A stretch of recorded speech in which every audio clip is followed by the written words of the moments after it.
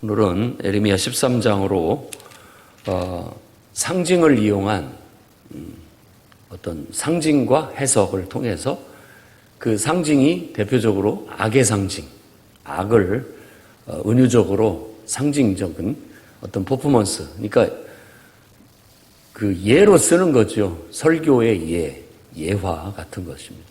예를 들어 뭐 나뭇가지를 꺾어 와가지고 그걸 보여주면서 실제 실물을 보여주면서 설교를 하는 것 같은 그런 상징을 이용한 설교라고 볼 수 있습니다.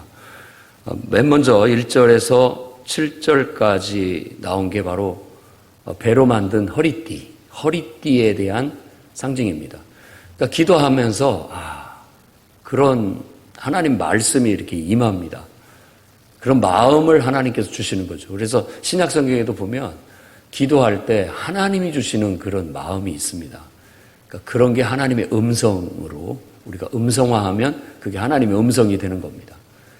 기도하는데 이 속에서부터 이렇게 하나님의 말씀이 이렇게 임해요. 그러면은 내 마음에 어떤 소원 이런 게 올라와요. 그래서 신약에도 내 마음의 소원이라고 얘기를 하죠. 그런 표현이나 하나님 말씀이 되게 임한 거나 거의 같은 거라고 볼 수 있겠습니다. 그래서 우리들도 늘 기도하면서 묵시가 없으면 방자에 행하고 망한다라고 그렇게 얘기했는데 바로 이렇게 하나님이 이렇게 주시는 마음, 하나님이 주시는 말씀이 없으면 사람들이 방탕할 수밖에 없어요. 뭘 해야 할지도 모르고 가치 있는 거라든지 의미 있는 일을 못하고 엉뚱한 일들이나 하고 그냥 살아가게 되는 겁니다.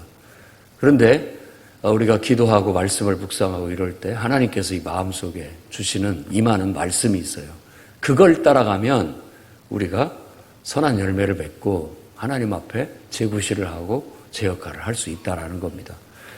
그런 모습들을 우리가 선지서에서 우리가 읽어내야 되겠고 또 그렇게 우리도 살아갈 수 있도록 그런 영성을 훈련해 나가야 되겠습니다.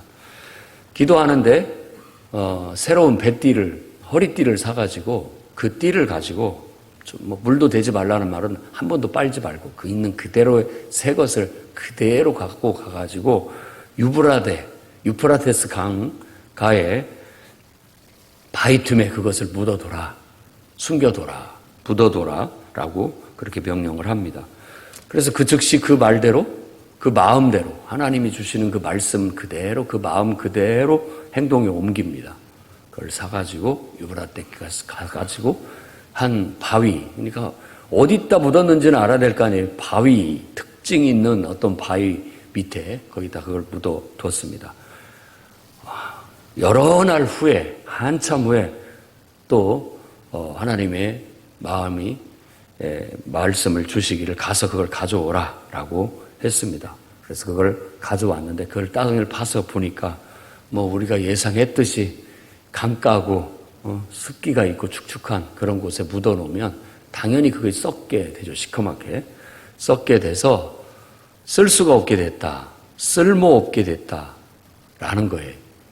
그래서 이 쓸모없게 된 허리띠 이걸 가지고 이제 하나님의 말씀을 전하게 되는 겁니다.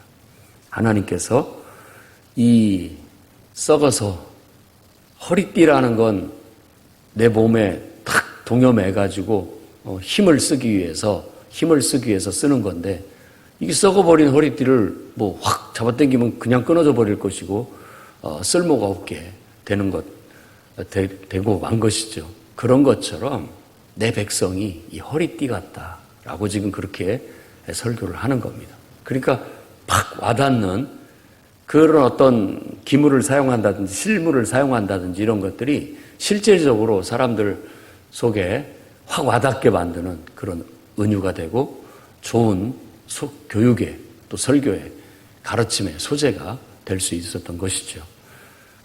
우리들도 주일학교를 가르치든 아이들이나 청소년들을 가르칠 때도 그냥 말로 하면 집중이 안 될 때 그런 기자재들을 쓰면 훨씬 팍 와닿게 각인이 될 수 있는 것처럼 바로 이 허리띠 이거 봐라. 이걸 내가 강가에 묻어뒀다가 왔는데 이 썩어버린 허리띠 이거 어디다 쓰겠느냐. 허리띠는 힘을 매개에 힘있게 동요 매기 위해서 필요한 건데 이렇게 썩어버렸으니 아무짝에 쓸모없는 것 같이 너희들 모습도 이와 같다라고 지금 말하고 있는 겁니다. 그러면 그것에 대해서 공감하는 사람들은 얼마나 깊이 반성이 되고 숙연해지고 잘못된 것을 깨닫게 되겠습니까? 이게 바로 유다의 교만, 예루살렘의 큰 교만, 이 모든 것들을 이렇게 이것을 썩게 되리라라고 말합니다. 그러니까 유대인들 이 예루살렘의 교만이 이렇게 만들었다라고 그렇게 지적을 하고 있습니다.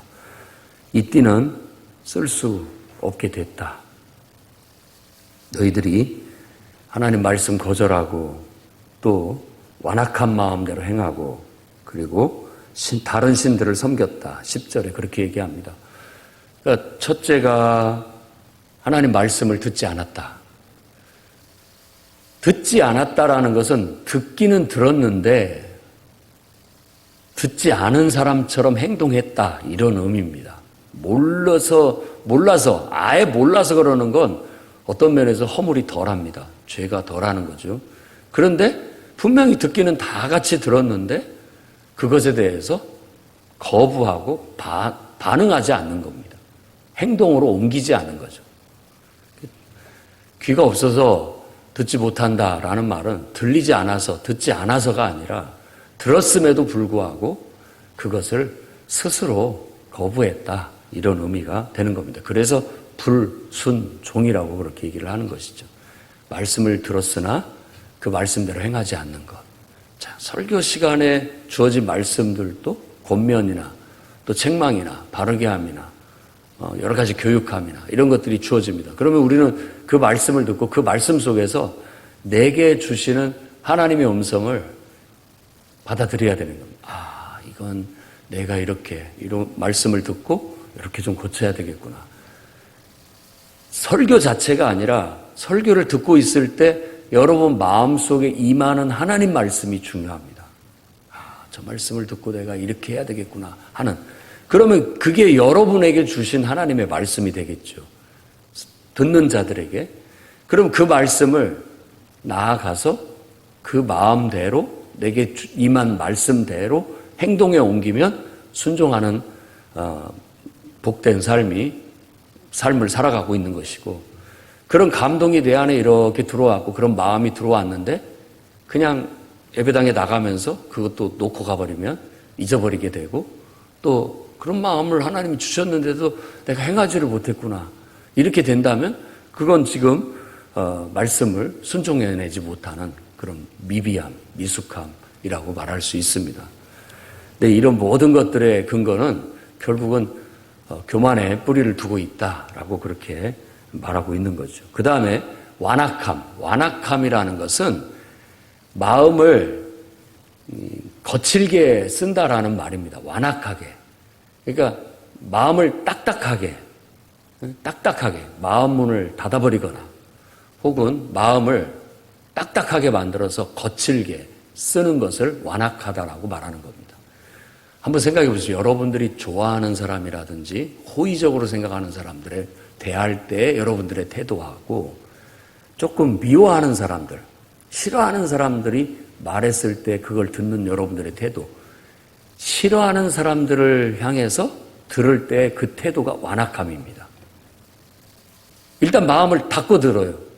그리고 비평적으로 듣고 나쁘게 듣습니다. 결코 좋게 해석하지 않습니다. 이런 것들이 완악함이죠. 삐딱하게 듣고 그것을 어떻게든지 악의적으로 해석하려고 하고 어떻게든지 부정적으로 해석하려고 하는 그런 마음을 성경에서는 완악함이라고 말하는 거예요. 그것도 우리 교만함에서부터 온 것이다. 그 다음에 더 나아가서는 이제 다른 신의 말을 들어요. 다른 신을 쫓아간다라는 거예요. 하나님 말씀을 듣고 그 마음속에 하나님의 말씀이 들어와서 그 말씀을 따라야 되는데 다른 말이 들어와요. 다른 말이.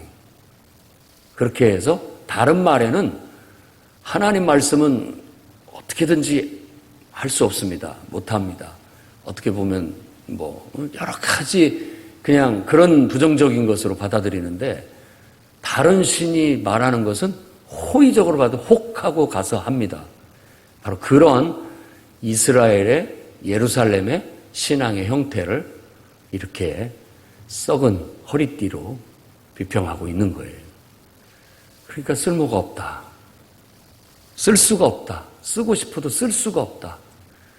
내가 내 백성을, 내 이름을, 내 명예를, 내 영광을, 내 이름의 영광을 드러내고 명예를 드러내고 영광을 드러내게 하기 위해서 쓰고 싶은데 쓸 수가 없다라고 그렇게 얘기합니다. 그러니 이걸 어쩌면 좋느냐? 이 썩게 하였다, 이 단어를 여기서는 굉장히 강조한다고 봐야 됩니다. 썩게 했다, 쓸 수 없게 했다, 혹은 망쳐놨다라고 그렇게 해석할 수가 있습니다. 그래서 8절에서 11절은 바로 그 허리띠에 관련된 해석이 담겨져 있어요. 그래서 교만이라는 것은 내가 하나님보다 더 똑똑한 채 하는 것을 교만이라고 하는 거예요. 하나님께서 이렇게 마음을 주시면 내가 왜 그렇게 해야 됩니까? 꼭 그래야 되겠습니까? 하나님을 가르치려고 하고 하나님을 생각에 조언을 내가 해주는 입장이 돼버리는 것이죠. 교만인 것이죠. 어떻게 보면 왜 저런 말씀을 하셨을까? 저 말에 정말로 하나님의 궁극적인 바람이 뭘까? 뭘 해야 하나님 말씀을 충족할 수 있을까? 이렇게 호의적으로 쏙 받아들여서 그걸 해석해서 적극적으로 실현을 해나가야 되는데 싫은데 왜 그런 일을 자꾸 저한테 하라고 하십니까? 또 뭐 여러 가지 완악한 마음을 가지고 그건 안 되겠는데 저는 아직 어립니다. 부족합니다. 못합니다. 이런 모든 것들이 결국은 교만의 뿌리를 두고 있는 것이 아닌가라고 생각해 볼 수가 있습니다. 정말로 순수한 순종은 하나님 말씀하셨으면 그걸 있는 그대로 받아들이고 그걸 어떻게든지 하려고 노력하는 겁니다. 그게 순종인 것이죠.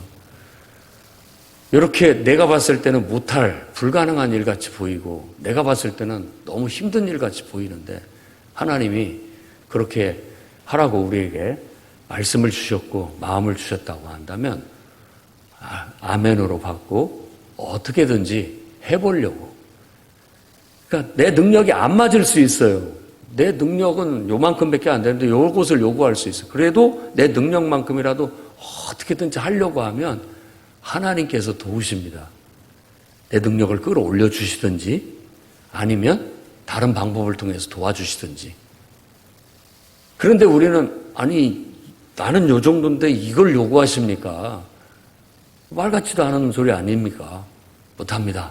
이게 결국은 교만인 것이고 그것 자체가 결국은 우리를 성장하지 못하게 만드는 또 하나의 우리 스스로가 세워버린 우상이에요. 하나의 나를 얽어매는 하나의 감옥이 되고 틀이 될 수가 있다라는 겁니다. 결국 이러니 쓸모가 없다. 쓸 수가 없게 되었구나. 다 망쳐져 버렸구나. 라고 그렇게 한탄하는 하나님의 음성을 우리에게 들려주게 되는 겁니다. 그 다음에 이제 두 번째 상징은 12절입니다. 가죽부대, 포도주 가죽부대.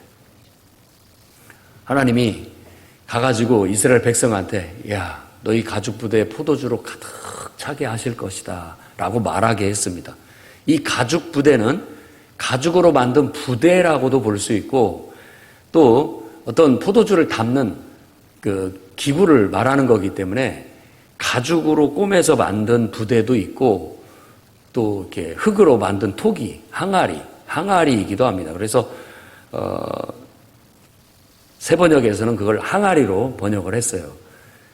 근데 이제 가죽부대라고도 번역을 했는데 앞뒤 문맥을 보면 항아리가 더 나을 것 같아요. 왜냐하면 그 항아리에 포도주를 가득 채우라라고 하니까 하나님께서 채워주실 것이다 라고 하니까 백성들이 듣고 그거 뭐 우리들 모르겠느냐, 하나님이 채워주시면 좋지 라고 그렇게 반응을 하는데 그 항아리에 채워준 포도주에 모든 사람들이 그것을 어른이나 아이나 다 먹고 지도자들, 왕, 제사장, 선지자 그 포도주 먹고 다 잔뜩 취해가지고 서로 부딪혀서 깨질 것이다 라고 그렇게 예언을 하게 되는 겁니다.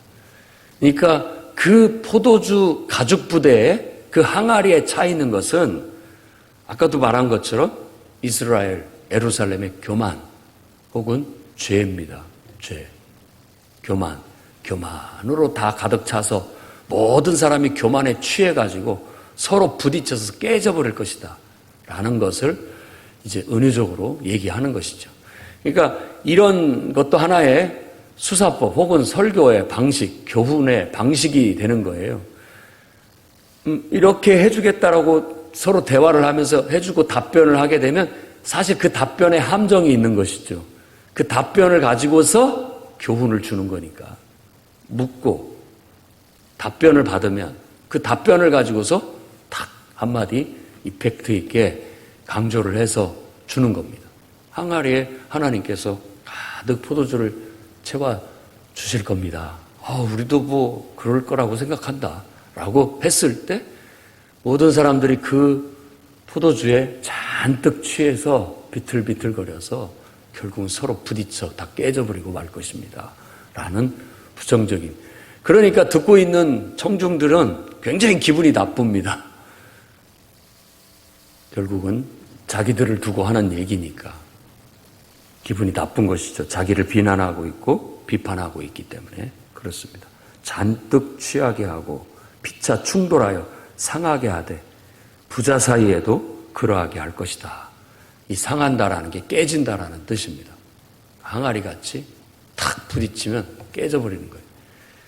교만은 패방의 선봉이라고도 얘기를 했고 이 교만을 다른 사람들보다 내가 우월하다는 이런 걸로만 생각하지 마십시오.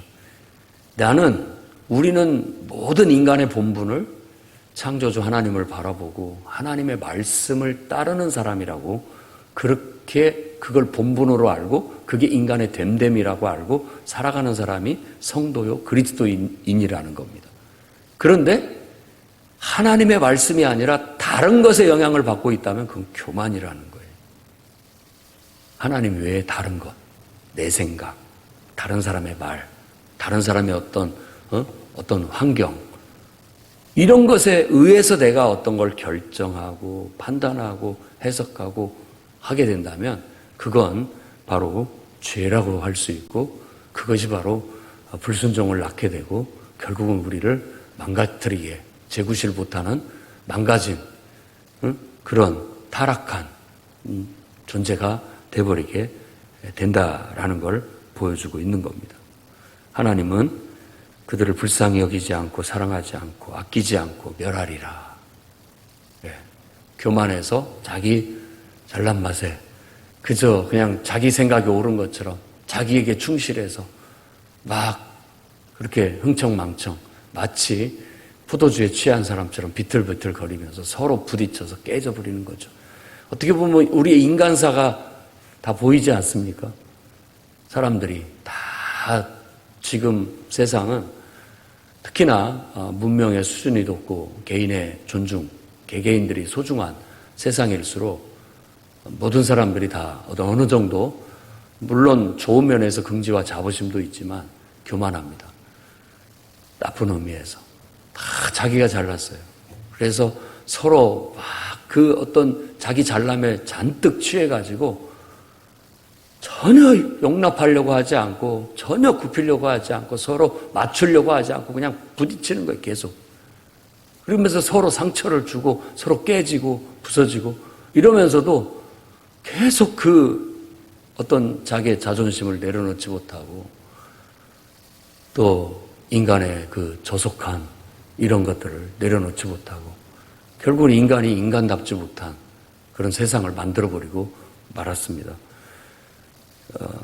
온 세상을 보면 죄가 관영하다는 걸 느낍니다. 내 안에도 늘 침투해 들어오는 이런 교만이 늘 꿈틀대면서 나는 그것을 저 밑바닥 그곳에 둘러놓고 하나님 말씀으로 그것을 길들이고 고삐를 걸어서 함부로 날뛰지 못하도록 막아놨으나 어느 순간 나도 모르게 스물스물 나와서 나를 지배하고 있는 그런 경우들을 느낄 때가 많습니다. 놀라 다시 기도하고 하나님 앞에 그 모든 것들을 말씀으로 누르고 또 성령의 은혜로 누르고 그저 순수해지려고, 단순해지려고, 하나님 말씀에만 반응하려고, 하나님만 바라보고 행동하려고 늘 나 스스로를 다잡고 노력하곤 합니다. 15절에 너희는 들어라, 귀를 기울여라, 교만하지 말아라. 제발 교만하지 말아라. 하나님께서 그분이 어둠을 일으키시기 전에, 너희 발이 어두운 산에 거치기 전에, 어두운 산에 거친다라는 것은 해가 넘어갈 무렵에 이 황혼, 이걸 말하는 거거든요. 그러니까 어둠 속으로 지금 넘어가려는 찰나, 어둠 속으로 넘어가려는 찰나, 그걸 말하는 겁니다. 그리고 너희 바라는 빛이 사망의 그늘로 변하여 침침한 어둠이 되게 하시기 전에 너희 하나님 여호와께 영광을 돌려라. 그러니까 교만의 반대가 하나님께 영광을 돌리라는 거예요. 빨리 돌이켜라. 늦기 전에, 어둠이 임하기 전에, 너희 발이 결국 어둠을 넘어가버리기 전에 멈춰라 라고 말하고 있고, 다 처음에는 괜찮은 것 같고 결국은 그 어떤 분기점을 넘어서 버리면 이제 모든 것들이 썩어서 부패해서 아무짝에 쓸모없는 썩어버린 허리띠처럼, 깨진 항아리처럼, 터져버린 가죽 부대처럼 쓸모없게 될 수 있다라는 걸 우리가 기억해야 됩니다.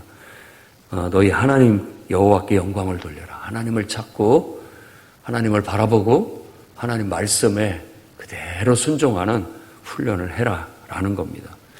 그래서 제자 훈련을 가르칠 때도 제일 정신을 가르치는 게 바로 순종입니다. 모든 성도들은 인간의 됨됨이, 인간의 본분을 배우려면 순종을 먼저 배워야 됩니다. 우리 완악한 마음, 교만한 마음을 내려놓고 100% 순종할 수 있는 순수한 순종을 해낼 수 있는, 어떻게 하면 100% 하나님 마음과 내 마음을 합해서 하나님 마음이 내 마음이고 내 마음이 하나님 마음이 돼서 그분을 기쁘게 해드릴 수 있을까? 순종, 그것 자체가 충성인 것이고 그것이 신실함인 것이고 성실함이라고 말할 수 있다라는 겁니다. 근데 이런 것들이 사라져 버렸으니 너희가 그와 같은 하나님의 영광을 거부했으니 너희의 영광도 내가 거둬버리겠다라고 말합니다. 18절에 왕과 왕후에게 전해라. 스스로 낮추어 앉아라. 왜? 내가 너희 영광의 멸류관을 내려버리겠다라고 그렇게 말합니다. 결국 성읍들, 네겝의 성읍들은 봉쇄되고 열자가 없고 유다가 다 잡혀가 온전히 잡혀갈 것이다 라고 말합니다. 네겝이라고 하는 것은 남방이라는 뜻입니다. 남방으로 이해하면 됩니다. 남쪽, 그러니까 유다 지역을 말하는 거죠. 예루살렘의 남쪽. 모든 성읍들이 봉쇄되고 포위당해서 꼼짝도 못하게 될 것이고 다 포로로 결국 잡혀가게 될 것이다. 이것을 해산하는 여인의 진통에 비유하고 더 나아가서 치마가 들려서 머리까지 들려버린 여인의 수치, 뒤꿈치가 상하게 됐다라고 말하는 은유적인 표현을 통해서 여인이 당하는 수치를 그렇게 묘사하고 있는 겁니다. 결국은 이 나라가 이렇게 부패해서 교만으로 이렇게 부패하게 됐고 이렇게 망가지게 됐으니 하나님의 징벌을 받게 될 것이고 너희들은 그 교만으로 인해서 처처히 수치를 당하게 될 것이다. 너희의 영광은 사라져버리고 수치와 멸시를 당하게 될 것이다 라고 말합니다. 25절 말씀에는 이는 내 몫이요 내가 헤아려 정하여 내게 준 분깃이니 너는 나를 잊어버리고 거짓을 신뢰하는 까닭이다. 네가 받아야 할 죗값이다 라는 말입니다. 내 분깃이라는 것. 죗값으로 이것을 내가 너에게 준비했다 라고 그렇게 말합니다. 그러면서 그들이 행한 죄악들에 대해서 열거하고 마지막 문장에 화 있을진저 예루살렘이여 네가 얼마나 오랜 후에야 정결하게 되겠느냐라고 말합니다. 얼마나 오랜 후에야 다시 깨끗하게 온전한 모습으로 회복될 것인가. 결국은 너에게 지금 너의 교만으로 너의 죄악으로 인하여 너에게 지금 화가 미치고 있다라고 그렇게 말합니다. 오늘 말씀을 묵상하면서 우리 자신들도 내가 제 기능을 하지 못하고 제 역할을 하지 못하게 만드는 어떤 죄가 있다면 허리띠인데 썩어버린 허리띠 같이 힘을 쓸 수가 없고 제 기능을 발휘할 수가 없고 제 역할을 할 수 없게 됐다면 그 원인이 무엇인가? 내 안에 혹시 교만은 있지 않은가? 늘 살아도 주를 위하여, 죽어도 주를 위하여 산다고 했는데 주님이 아니라 다른 것들이 나를 지배하고 있지는 않은가? 다른 어떤 말들에, 다른 어떤 생각에, 하나님께로부터 온 것이 아닌 어떤 말들에 내가 휩쓸리고 있지는 않은가? 한번 곰곰이 생각해 봐야 되겠습니다. 자꾸만 우리가 내 스스로 교만에 나를 가둬버리게 된다면 결국은 하나님의 영광에서 멀어지게 될 것이고 결국 우리의 영광도 하나님이 거둬버리게 될 것이고 수치와 멸시를 당할 수밖에 없게 될 겁니다. 그러기 전에 우리가 빨리 깨닫고 정말 하나님 앞에 다시 겸손히 그분 앞에 순종함으로 여러분 영혼을 정결케 하고 여러분의 인생을 바르고 진실하고 성실하게 다시 끌어가시기를 주의 이름으로 축원합니다.